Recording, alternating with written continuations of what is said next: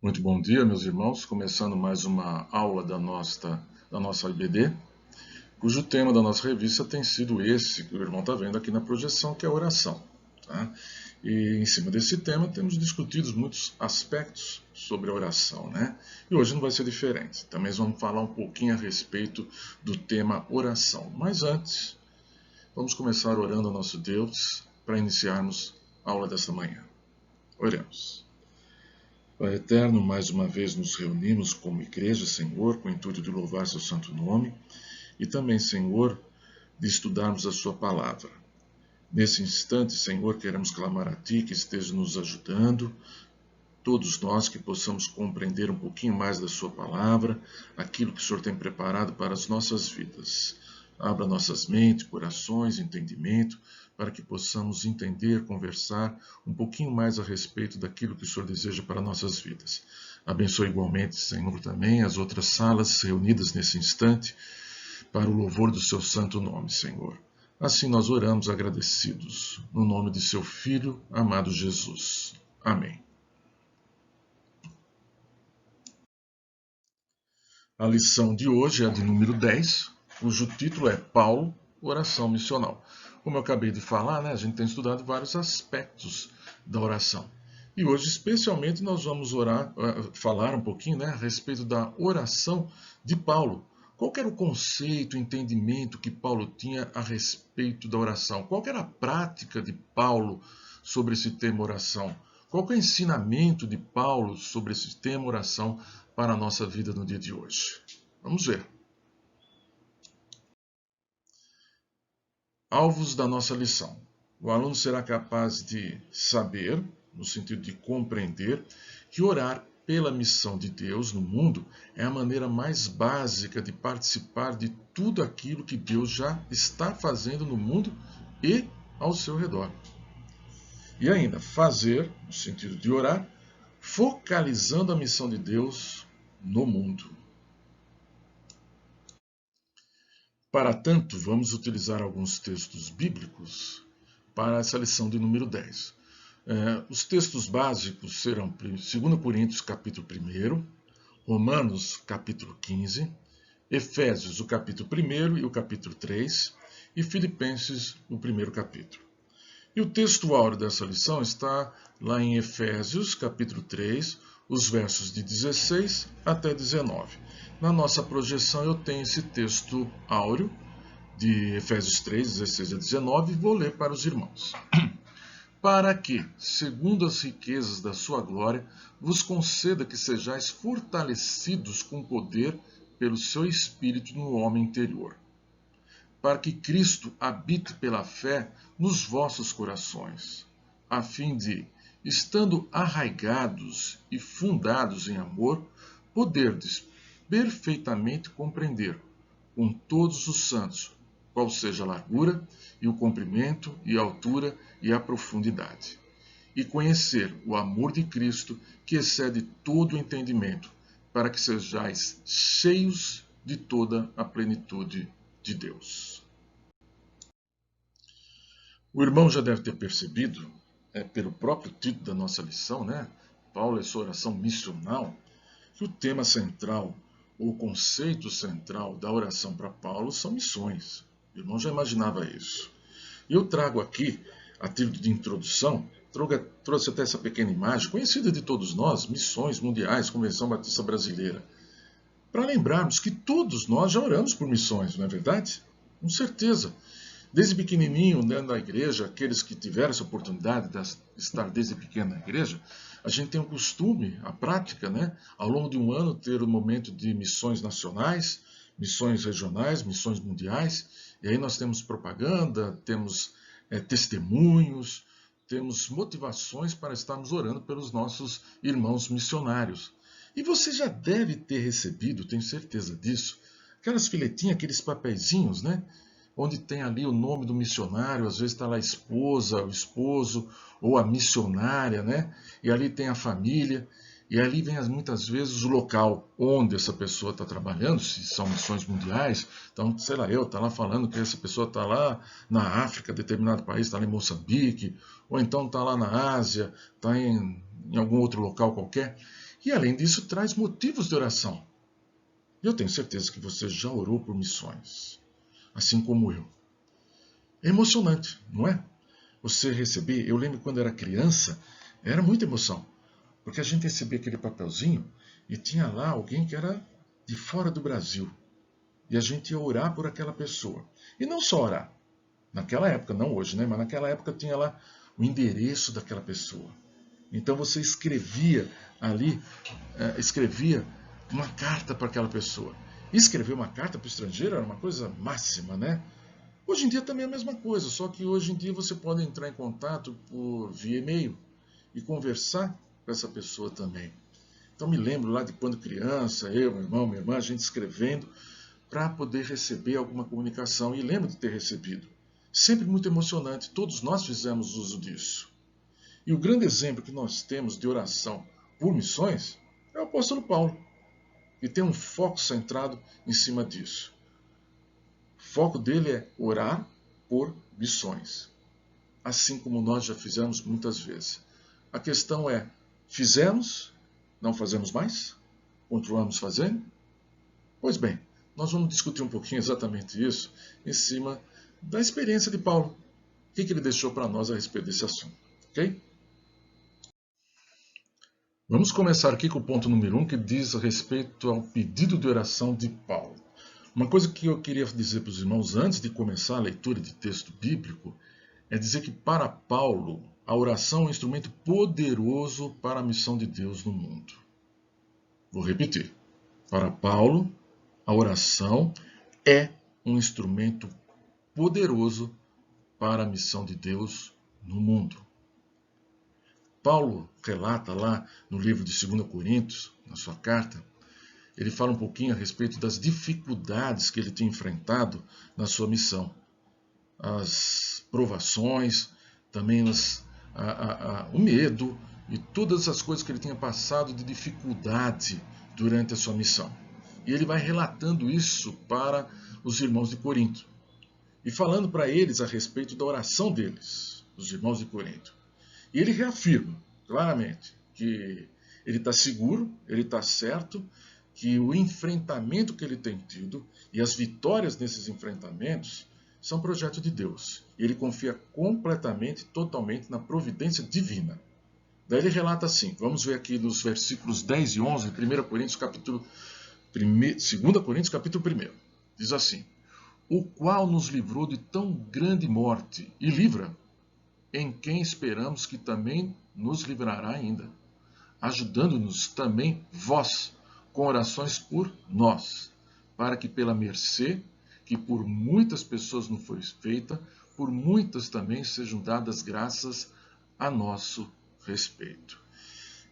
O que Paulo está dizendo aqui não é simplesmente dizer assim que está se sentindo confortável porque o Senhor tem recuperado das dificuldades, um conforto pessoal, não. Ele está falando a respeito da missão. E mais do que isso, ele está dizendo que tem enfrentado obstáculos e esses obstáculos têm sido passados por cima deles. Por quê? Porque os irmãos de Corinto estão junto com ele nessa luta, em oração. Ele tem convicção de que a oração é poderosa dentro da missão que Deus tem no mundo, como já tinha dito anteriormente. Portanto, aos irmãos de Corinto, continuem assim, porque ele já nos livrou e ainda vai nos livrar. E estejam vocês junto conosco nessa oração. Então perceba, a oração de Paulo, nesse primeiro instante, nesse primeiro texto que nós lemos, e nós vamos ler outros, tem esse grande aspecto de estar relacionado com a obra de Deus no mundo, a missão. Vejamos agora o conceito de oração de Paulo. Vamos utilizar aqui o texto agora de Romanos, no capítulo 15, verso de número 30, que diz assim: E rogo-vos, irmãos, por nosso Senhor Jesus Cristo e pelo amor do Espírito, que luteis juntamente comigo nas vossas orações em meu favor diante de Deus. Quando ele está falando para lutar em oração em favor dele diante de Deus, ele não está pedindo conforto não, viu? Não está pedindo tranquilidade, paz, não. Ele está pedindo, na verdade, ele está querendo ter junto com ele irmãos lutando. Por quê? Veja, luta aqui, para nós, no original, tem-se a palavra que foi traduzida como luta como sinagonizomai. Os pastores que me perdoem, tá bom? Não sei se a pronúncia é desse jeito, mas não é o mais relevante, não. Mas essa palavrinha significa luta em sofrimento. Então o que Paulo está falando? Paulo está falando que quer que os irmãos lá em Roma estejam junto com ele nessa luta. Mas como a luta? Nas vossas orações. Então espera aí. Para Paulo, a oração, portanto, é modo de lutar? Sim, sem dúvida nenhuma. Para Paulo, oração é uma arma muito, mas muito poderosa para ser utilizada na batalha. Luta espiritual. É exatamente isso que Paulo está falando para nós. Até faço uma perguntinha: qual o conceito que Paulo tinha acerca da oração? É esse. Para Paulo, a oração é uma arma eficiente, poderosa na luta espiritual. Para ele não é uma coisa banal, é uma coisa extremamente importante e deve ser sempre utilizada como um instrumento poderoso na missão de Deus no mundo. Mas é verdade que nem sempre para nós, nós olhamos a oração com esse foco que Paulo tinha. Paulo ora para a oração sempre como uma arma poderosa para a missão. E nós?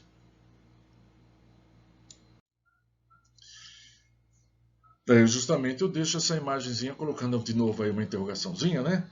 E o nosso conceito? Qual que é o nosso conceito de oração? Bem, nosso conceito de oração talvez não esteja muito afinado com aquele de Paulo. Será? Paulo tinha um conceito muito específico. Ele estava trabalhando em cima da missão de Deus no mundo. Levar o evangelho a todas as criaturas. E como tal, ele orava sempre direcionado para isso. Enquanto que nós fazemos uso disso também. Até fizemos uma introduçãozinha falando a respeito da oração pelas missões, mas parece que o nosso foco talvez esteja um pouco mais dividido.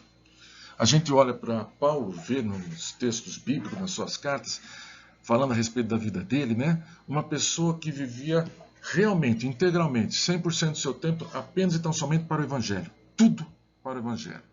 Tanto é verdade que ele diz que ele não tinha aí uma esposa, não tinha filhos. É verdade que ele tinha um espinho na carne, né? Mas isso Deus já tinha acertado com ele. Mas ele tinha um espinho na carne, mas não tinha grandes outras preocupações. Parece que o foco dele estava todo voltado apenas e tão somente para isso.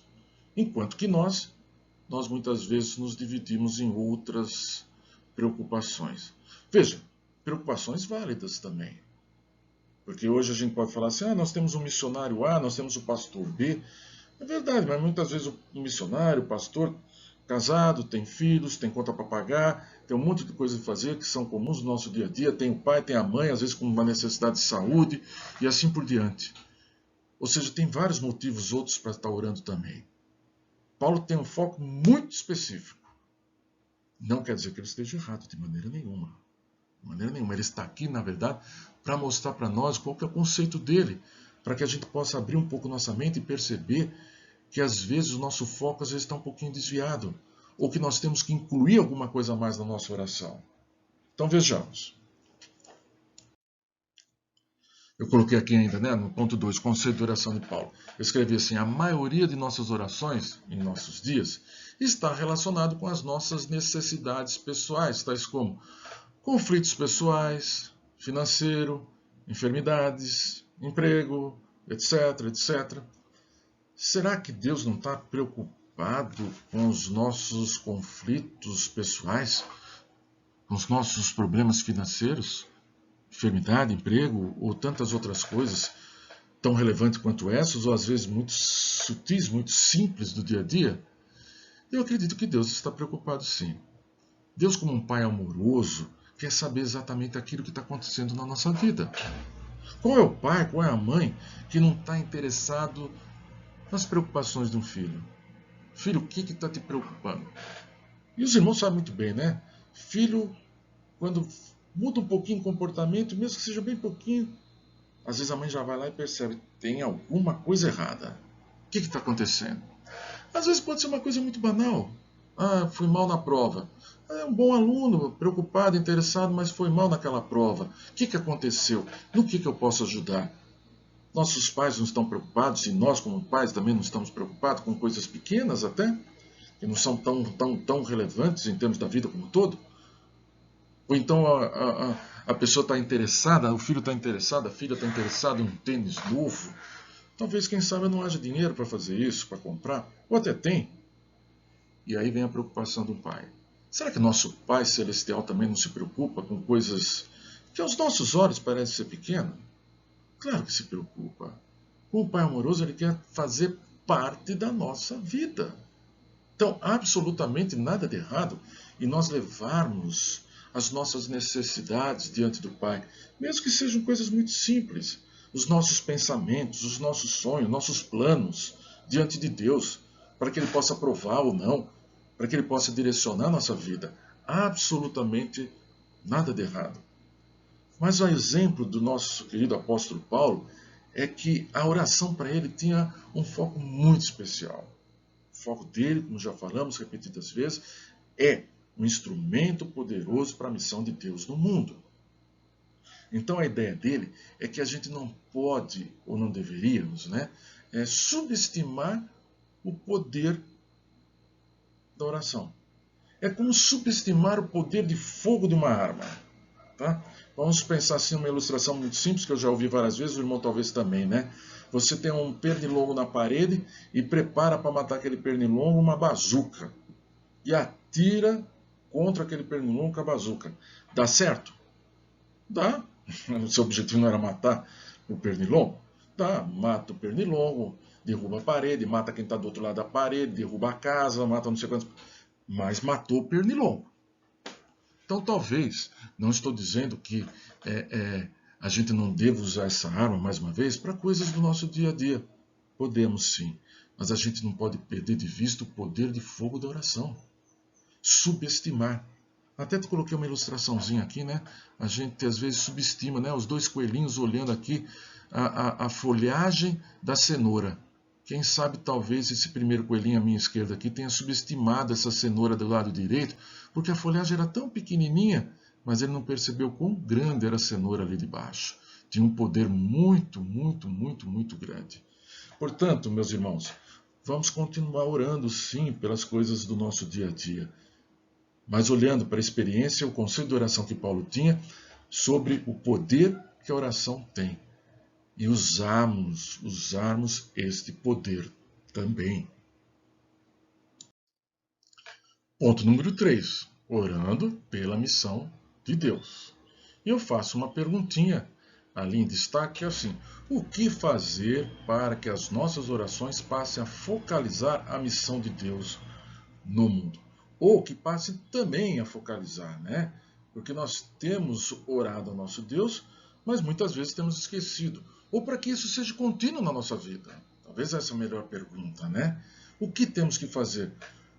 Temos que praticar. Temos que utilizar da oração como essa arma poderosa que Paulo tem mostrando para nós. E nós fazemos isso toda vez que nós estamos orando da seguinte maneira. E eu coloquei alguns pontos. Então, ó, o que fazer para que as nossas orações passem a focalizar a missão de Deus no mundo? Quando nós oramos dessa maneira que nós vamos relatar, nós estamos focalizando a missão de Deus no mundo. Como, por exemplo, orando a fim de que o Evangelho seja anunciado para todos os povos e nações, minha cidade, meu bairro e para as pessoas com que me relaciono.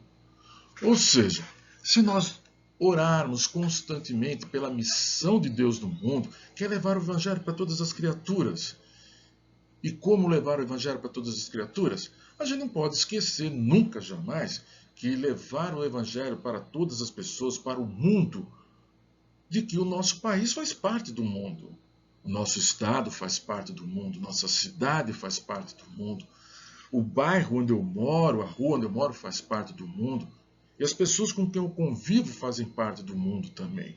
Portanto, eu tenho que levar esse Evangelho para todas essas pessoas. O círculo de amizade que eu tenho, as pessoas têm que me ver como um servo do Senhor. Alguma coisa diferente tem que ter. Então, toda vez que eu estou orando pelo modo de vida, minha preocupação, de certo modo, eu estou orando também pela missão de Deus no mundo. Eu tenho que estar sempre focalizado nesse sentido para não perdermos aquilo que realmente Deus nos quer como um objetivo específico, que é estarmos orando pelas pessoas do mundo. Então nós vamos orar constantemente. Interceder pelo crescimento da igreja de Cristo, inclusive a igreja em que congrego. Será que isso é orar por missões? Estar focalizado na missão de Deus no mundo? Claro que é. Interceder pelo crescimento da igreja de Cristo, inclusive a igreja em que congrego. Ora, nós não somos o corpo de Cristo e, como tal, nós não temos como missão levar o evangelho para as outras pessoas. E nós não levamos. Uma das maneiras que nós temos que levar é através da nossa palavra, mas também através do exemplo de vida que nós temos. Então, orar pela nossa igreja, evidentemente, para que as pessoas lá fora olhem para a gente e vejam, aqui tem alguma coisa diferente. As pessoas têm um vínculo de amor umas pelos outros. Não são pessoas perfeitas e não devemos nos mostrar como se fôssemos, senão seríamos mentirosos.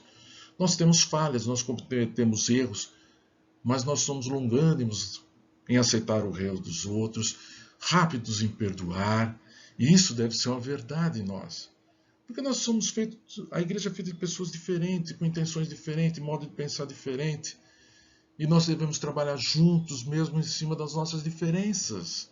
Ser diferente não é uma coisa ruim, porque afinal de contas o dedo do pé não é igual ao dedo da mão, e muito menos igual à orelha, igual ao cabelo, qualquer outra parte do nosso corpo.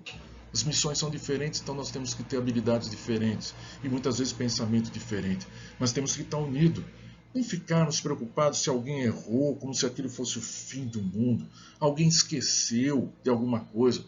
Vamos relevar, vamos fazer correto para que a gente possa fazer diferença onde nós estamos. Isso é orar por missão de Deus no mundo. E interceder pelos missionários, pastores, líderes que trabalham na causa do reino. Sem dúvida nenhuma. Orar pelos missionários, orar pelos pastores, pelos líderes, pessoas que estão à frente do trabalho, que têm uma missão especial, pessoas que muitas vezes estão dedicando a vida integralmente ao Evangelho. Não tem um trabalho secular, mas apenas estão somente trabalhando dentro do reino. E ali ele tem como cuidar como pastor das suas ovelhas. E cuidar de ovelhas não é fácil, com certeza absoluta. As ovelhas são diferentes, temperamento diferente, como falamos agora há pouco. E o pastor é o único, é o mesmo. E tem que cuidar de todas aquelas ovelhas. E, se o corpo de Cristo estiver unido, mesmo com as suas diferenças, nós vamos estar orando pela missão de Deus no mundo. E clamando pela igreja perseguida, né? Não só aquela local, mas a igreja de Jesus Cristo. Orando pelos irmãos e irmãs que pagam até com a própria vida por amor ao reino. Desse modo, nós vamos estar orando. Essa oração que nós estamos falando aqui não pode, de maneira nenhuma, ser uma oração eventual. Ah, sim, eu oro. Quando tem campanha de missões mundiais, eu oro. Quando tem campanhas de missões regionais ou estaduais. Não. Tem que ser constante na nossa vida. Ponto número 4. As orações de Paulo. Nós vamos ver agora, a partir de agora, alguns exemplos de como Paulo orou.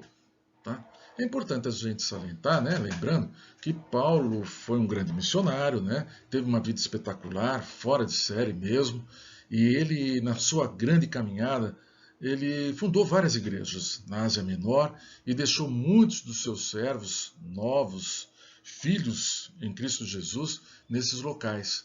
E Paulo não deu as costas para esse povo, não. De maneira nenhuma.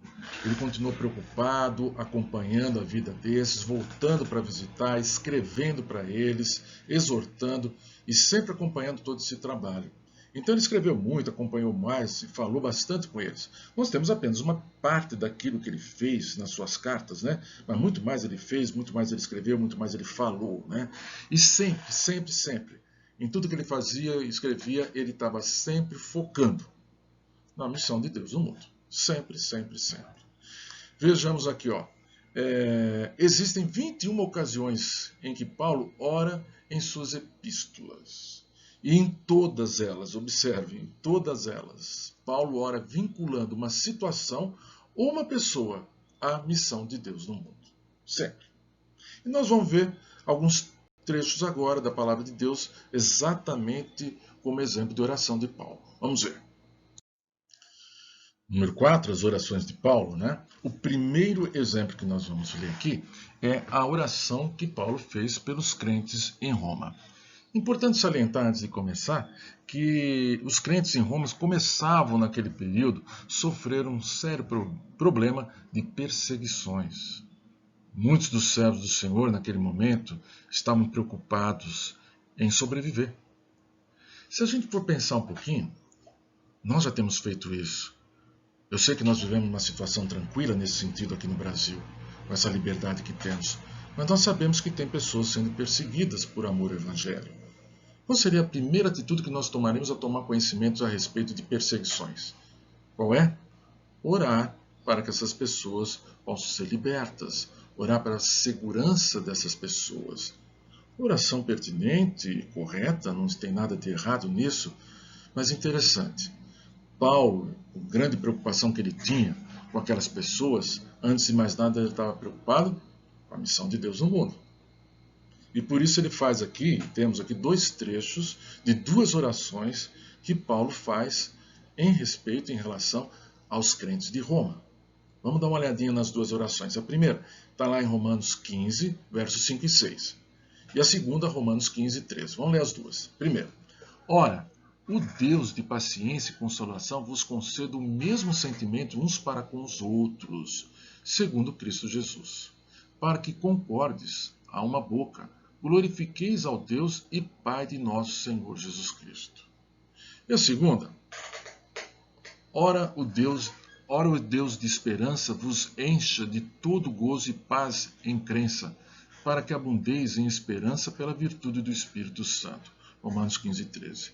Veja, o irmão não percebeu nesses 2 pequenos trechos que lemos, né? E se o irmão quiser depois, pega o capítulo 15 todo de Romanos, possa ler com calma na sua casa, né? O irmão não vai perceber que Paulo está falando assim, ó Deus, liberte eles dessa perseguição, ó Deus, arruma um jeitinho de fazer isso, que ele não sofra. Não, na verdade não. Paulo ora na primeira oração que ele está fazendo, ele ora pela unidade.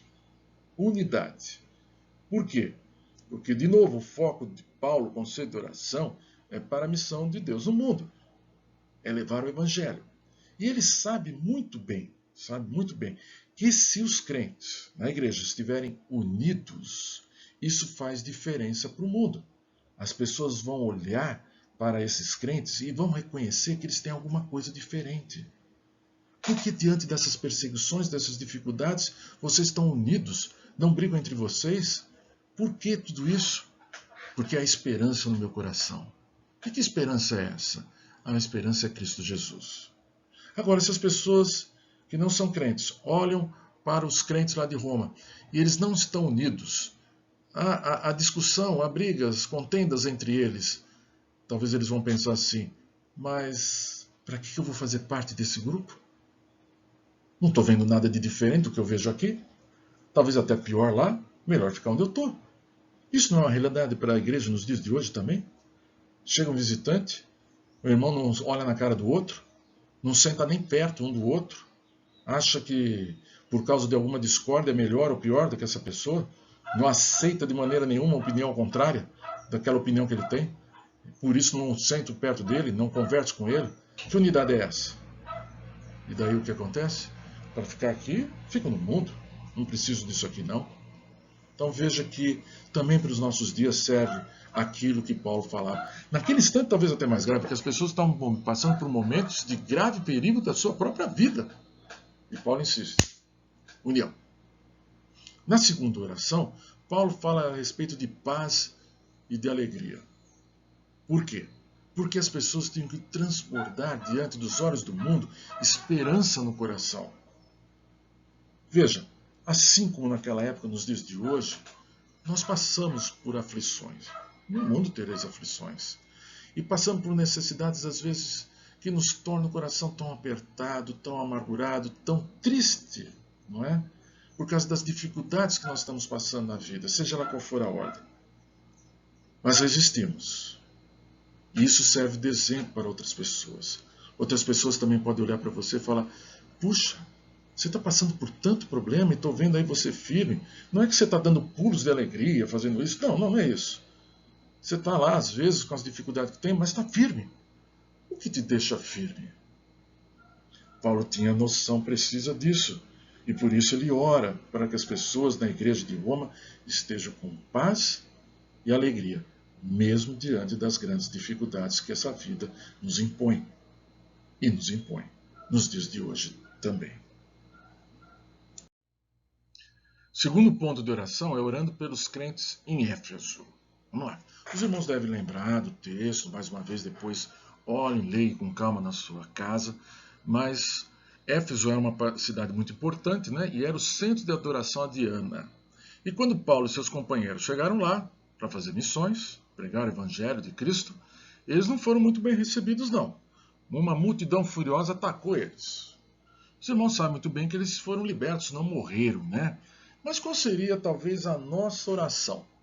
Nossa oração talvez fosse assim para libertá-los, dar refúgio, segurança.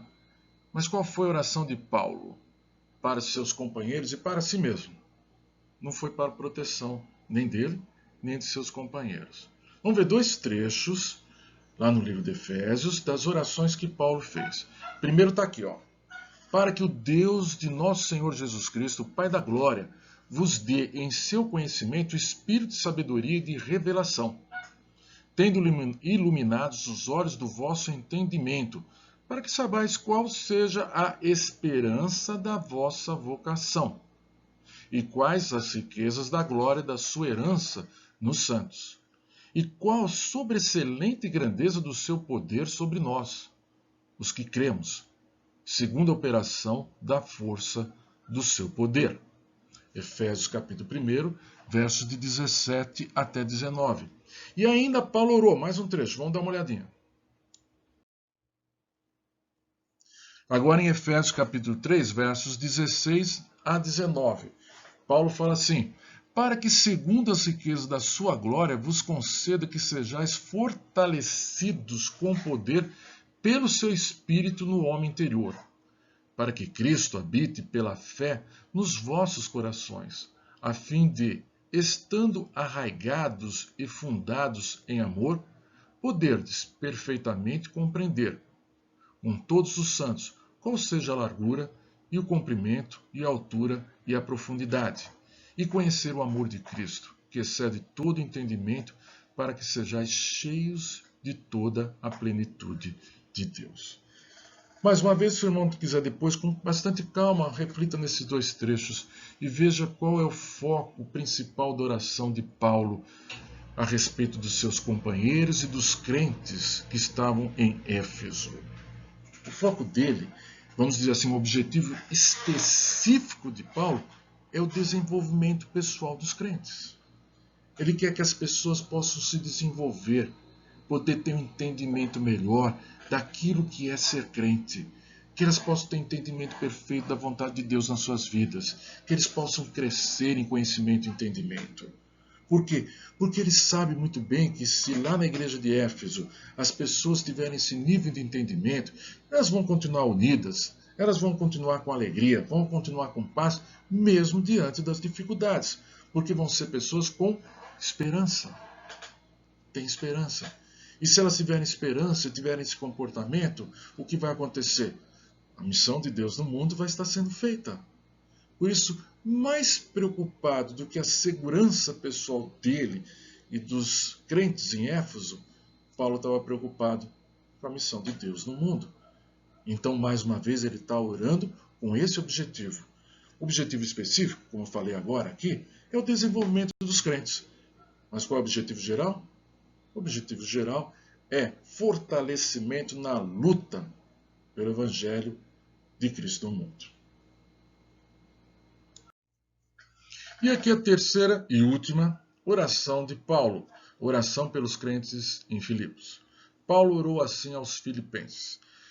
Filipenses capítulo 1, versos de 9 a 11. Diz assim: e peço isso, que o vosso amor cresça mais e mais em ciência e em todo conhecimento, para que aproveis as coisas excelentes, para que sejais sinceros e sem escândalo algum até ao dia de Cristo, cheios dos frutos de justiça, que são por Jesus Cristo para a glória e louvor de Deus. Mais uma vez, Paulo está orando dentro daquele conceito dele de que a oração é um instrumento poderoso para a missão de Deus no mundo. A oração de Paulo aos Filipenses é no sentido de amadurecimento espiritual desses. Ou seja, mais uma vez, Paulo entende que o amadurecimento dos crentes vai trazer para eles unidade dentro da igreja, alegria, paz e tudo mais que nós estamos falando. E se assim o for, glória a Deus por isso. E o evangelho vai estar sendo espalhado, porque o comportamento dos crentes é condizente com aquilo que Deus deseja para suas vidas. Portanto, mais uma vez, Paulo está orando com um grande objetivo, que é a missão de Deus no mundo. E concluindo a nossa lição desta manhã, vou destacar alguns pontos aqui para a gente fechar nossa lição. Primeiro, nossas orações são ouvidas por nosso Deus. Ele gosta de saber das nossas necessidades pessoais. É um Deus amoroso, cuidadoso de seus filhos. Ele quer saber dos planos que temos para nossas vidas. Ele, como Pai amoroso, quer participar de cada momento de nossas vidas, dos mais relevantes aos mais simples momentos de nossa vida. Ele quer fazer parte, ele quer estar presente. Mas Deus nos deu uma arma poderosa para utilizarmos na luta da sua missão no mundo: oração. E por isso, devemos utilizar também a oração na busca de uma visão mais ampla da vontade de Deus. Utilizarmos esse conceito de oração de Paulo na nossa vida, não de maneira esporádica, mas constantemente. Mais uma vez, sem esquecer das nossas lutas diárias, das nossas necessidades, que o Senhor também quer saber. Mas nunca esquecendo que a oração é uma arma poderosa para uma luta, uma guerra espiritual. Que tenham todos um ótimo domingo e que Deus possa abençoá-los e que tenhamos a oportunidade de estarmos depois de novo juntos no próximo domingo na nossa próxima lição. Até mais.